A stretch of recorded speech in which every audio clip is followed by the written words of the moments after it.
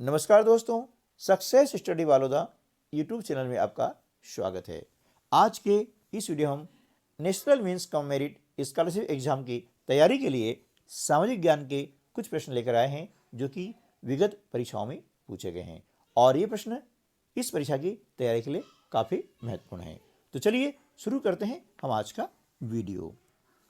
प्रश्न क्रमांक 36, पल्लव वंश के किस शासक ने पुलकेशिन द्वितीय को हराया और वातापिकोंड की उपाधि धारण की? तो इसका सही जवाब हो जाएगा नरसिंह वर्मन ने की थी। किसने की थी? नरसिंह वर्मन ने जो है पुलकेशिन द्वितीय को हराया था और वातापिकोंड की उपाधि को धारण किया था। अगला जो प्रश्न है, राष्ट्रकूट वंश के किस शासक ने एलोरा में कैलाश मंदिर बनवाया? ठीक है ना। तो इसका सही जवाब क्या हो जाएगा? इसका सही जवाब हो जाएगा कृष्ण प्रथम। ऑप्शन ए जो है सही जवाब होगा। अगला प्रश्न है, किसने रामायण को तमिल में अनुवाद किया? है ना, रामायण को तमिल में किसने अनुवाद किया? तो इसका उत्तर आ जाएगा कंबन। है ना, कंबन ने जो है रामायण को तमिल में अनुवाद किया था।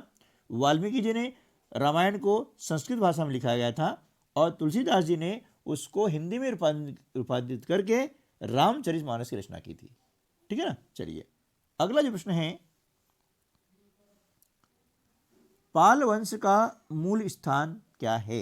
आपको 4 ऑप्शन दिए गए हैं, कन्नौज, जोधपुर, ग्वालियर और बंगाल। तो देखिए, पाल वंश का जो मूल स्थान है ना, वह होता है बंगाल। वो बंगाल है। ठीक है ना। अगला प्रश्न है, संविधान प्रारूप समिति के अध्यक्ष कौन थे? 4 ऑप्शन दिए गए हैं, राजेंद्र प्रसाद, डॉक्टर भीमराव अंबेडकर, डॉक्टर हरि सिंह गौर और पंडित जवाहरलाल नेहरू। तो देखिए, संविधान प्रारूप समिति के अध्यक्ष कौन थे? वे थे डॉक्टर भीमराव अंबेडकर। ठीक है ना। और संविधान सभा के अध्यक्ष थे डॉक्टर राजेंद्र प्रसाद। ये ध्यान रखना है, दोनों प्रश्न अलग अलग है।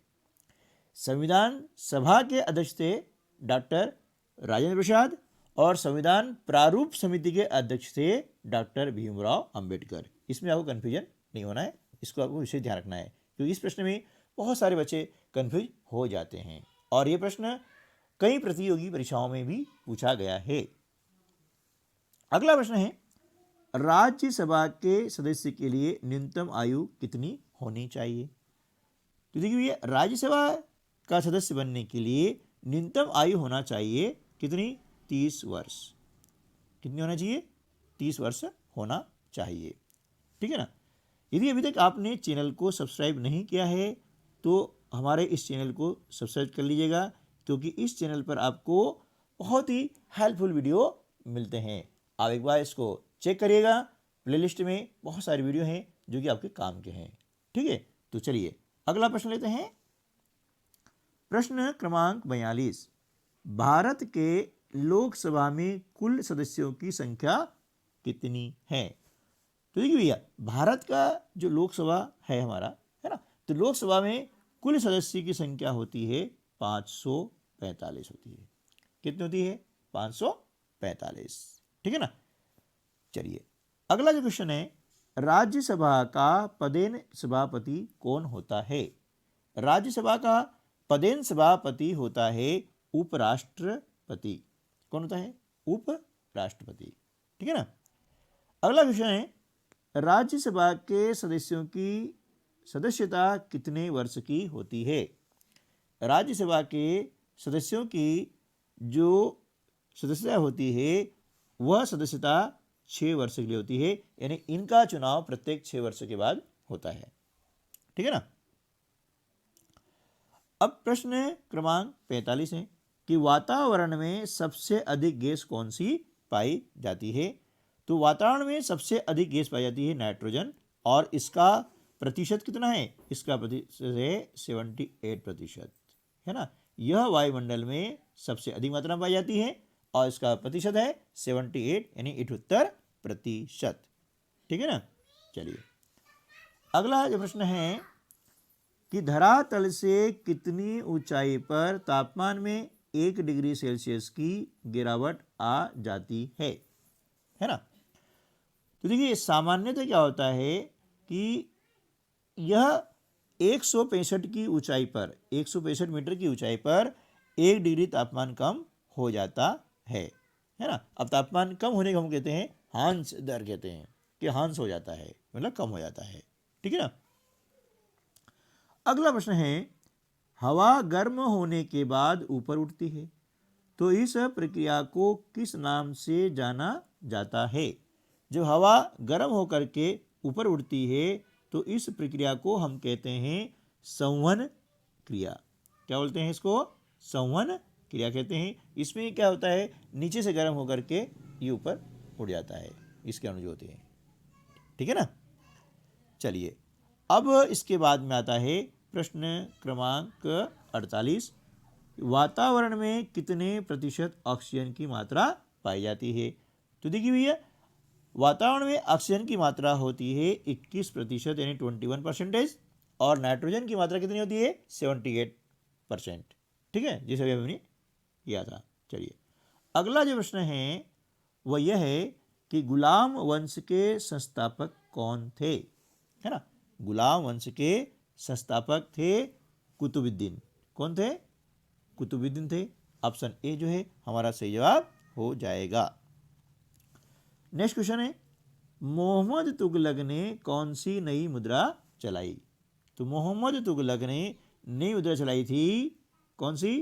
तांबा की चलाई थी, ठीक है ना। प्रश्न क्रमांक 51, बलबन ने वजीर यानी प्रधानमंत्री के पद पर कितने वर्ष तक कार्य किया, है ना। तो बलबन ने जो है लगभग यानी 20 वर्ष तक उन्होंने कार्य किया था, ठीक है ना, वजीर की हैसियत से।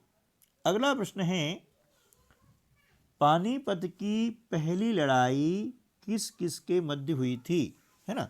पानीपत की जो प्रथम लड़ाई है वह बाबर और इब्राहिम लोदी के मध्य हुई थी, इसलिए ऑप्शन बी जो है हमारा सही जवाब हो जाएगा। कौन सा हो जाएगा? ऑप्शन बी, कि बाबर और इब्राहिम लोदी के मध्य में पानीपत की पहली लड़ाई लड़ी गई थी, ठीक है ना। अगला प्रश्न है, खानवा की लड़ाई कब हुई। तो खानवा की लड़ाई हुई थी 1527 ईस्वी में। कब हुई थी? 1527 ईस्वी में। ऑप्शन सी जो है हमारा सही जवाब हो जाएगा। अगला प्रश्न है, इलाहाबाद की संधि किसके साथ की गई, है ना। तो इलाहाबाद की संधि जो है सुजाउद्दौला के साथ में की गई बक्सर के युद्ध के बाद, ठीक है ना। अगला जो प्रश्न है, डचों द्वारा भारत में बनाई गई प्रमुख फैक्ट्री कहाँ थी, है ना। डचों के द्वारा भारत में बनाई गई जो प्रमुख फैक्ट्री थी वह थी पुलिकट में थी। कहाँ थी? पुलिकट में बनाई गई थी, है ना। प्रश्न क्रमांक 56, 1615 ईस्वी में सर टॉमस रो को राजदूत बनाकर कहाँ भेजा गया था, है ना। राजदूत बना करके कहाँ भेजा गया था? तो इसका उत्तर हो जाएगा भारत। यानी जनवरी 1615 ईस्वी में सर टॉमस रो को इंग्लैंड के राजा के राजदूत के रूप में, है ना, मुगल सम्राट जहांगीर के दरबार में वो जो उपस्थित हुआ था, ठीक है ना। चलिए अगला जो प्रश्न है, ब्रिटिश संसद में रेगुलेटिंग एक्ट कब पारित किया गया, है ना। तो ब्रिटिश संसद में रेगुलेटिंग एक्ट जो पारित किया गया था सन 1773 में। कब किया गया था? 1773 में, है ना, ठीक है। चलिए नेक्स्ट क्वेश्चन है प्रश्न क्रमांक 58, एशियाटिक सोसाइटी ऑफ बंगाल की स्थापना कब हुई थी, ठीक है ना। तो इसकी स्थापना हुई थी 1784 में, है ना, इसलिए ऑप्शन डी जो है हमारा सही जवाब हो जाएगा। अगला क्वेश्चन है 1793 ईस्वी में स्थायी बंदोबस्त व्यवस्था किसने लागू की थी, है ना। स्थायी बंदोबस्त व्यवस्था किसने लागू की थी? ये की थी लॉर्ड कॉर्नवालिस ने, है ना। अगला जो प्रश्न है राष्ट्रीय एकीकरण में नागरिकों के मन में कौन सी भावना व्याप्त रहती है ना? तो राष्ट्रीय एकीकरण में नागरिकों के मन में राष्ट्रीयता की भावना व्याप्त रहती है। ठीक है ना? चलिए अगला जो प्रश्न है कि संविधान में कितनी भाषाओं को अधिसूचित किया गया है?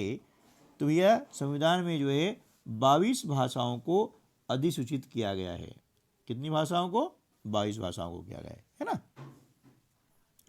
अगला प्रश्न है हमारा राष्ट्रीय लक्ष्य क्या है ना?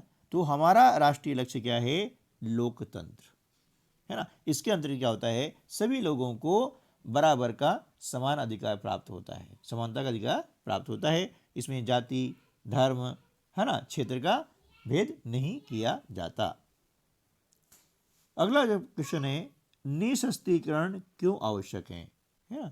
तो निःशस्त्रीकरण आवश्यक है विश्व शांति के लिए, है ना? इसका मतलब ये हुआ है कि शस्त्र न रखें, है ना, न्यूनतम रखें। निःशस्त्रीकरण मतलब ये होता है कि शस्त्र न्यूनतम रखें, है ना, क्योंकि इससे विश्व शांति बनी रहे। ठीक है, चलिए अगला जो है प्रश्न, जाति व धर्म के आधार पर मतदान लोकतंत्र को क्या करता है? तो जाति और धर्म के आधार पर जो मतदान होता है वह लोकतंत्र को कमजोर करता है ना? इसमें से व्यक्ति का चुनाव नहीं हो पाता है। अगला प्रश्न है किस देश में सबसे अधिक भूकंप आते हैं, है ना? तो सबसे अधिक जो भूकंप आते हैं वे आते हैं जापान में। कहाँ आते हैं?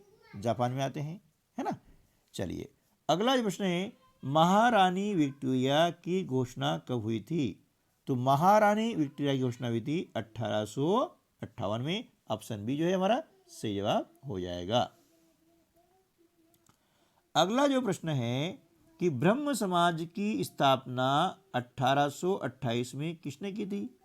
तो देखिए भैया ब्रह्म समाज की जो स्थापना हुई थी वह राजा राम मोहन राय ने की थी। किसने की थी? ब्रह्म समाज की स्थापना राजा राम मोहन राय ने की थी। ठीक है ना? क्वेश्चन नंबर है 68, वंदे मातरम की रचना किसने की थी? वंदे मातरम की रचना बंकिम चंद्र चट्टोपाध्याय ने की थी, है ना? वंदे मातरम जो कि हमारा राष्ट्र गीत है ना, इनकी रचना की थी बंकिम चंद्र चट्टोपाध्याय। ठीक है, अगला ये प्रश्न है कि थल सेना का मुख्यालय कहाँ पर है? तो थल सेना का जो मुख्यालय है वह है नई दिल्ली में। कहाँ पर है? नई दिल्ली में है। चलिए अगला जो प्रश्न देख लेते हैं कि तारापुर परमाणु केंद्र किस राज्य में स्थित है ना? तो तारापुर जो परमाणु केंद्र है वह महाराष्ट्र में स्थित है। कहाँ पर स्थित है? ये महाराष्ट्र में स्थित है। ठीक है ना? तो आज के वीडियो में बस इतना ही। मिलते हैं ऐसे ही महत्वपूर्ण वीडियो के साथ में। तब तक के लिए नमस्कार, जय हिंद।